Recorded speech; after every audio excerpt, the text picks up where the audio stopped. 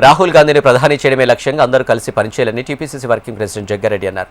మీనాక్షి నటరాజన్తో కలిసి తుంగతుర్తి శివచరణ్ రెడ్డి అంశంపై ఎల్లుండి రిపోర్ట్ ఇస్తామని చెప్పినట్లు వెల్లడించారు. రాహుల్ను ప్రధాని చేసేందుకు ఎంపీల గెలుపు కోసం ప్రత్యేక కార్యాచరణ రూపొందించాలని సూచించినట్లు జగ్గారెడ్డి వివరించారు.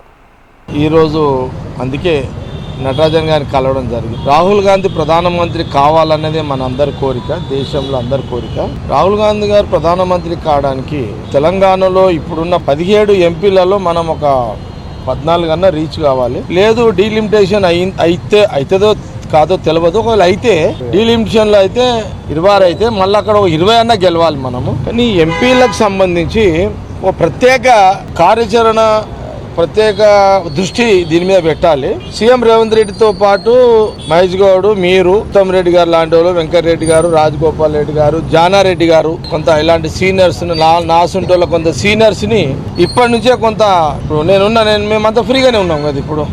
సరే వాళ్ళు మినిస్టర్స్ అయినా ఇది ఒక టీం చేసి ఈ ఎంపీలు కూడా మనము ఇప్పటి నుంచే, గవర్నమెంట్ అంటే సీఎం ఉంటాడు, పీసీసీ ఉంటాడు, కానీ ఎంపీలు ప్రత్యేక శ్రద్ధ పెట్టి చేస్తే బాగుంటుంది ఏదో ఒక ఆలోచన వచ్చింది మేడం, మీతో షేర్ చేస్తున్నా అని వారికి చెప్పడం జరిగింది. ఇది ప్రధానమైన అంశం.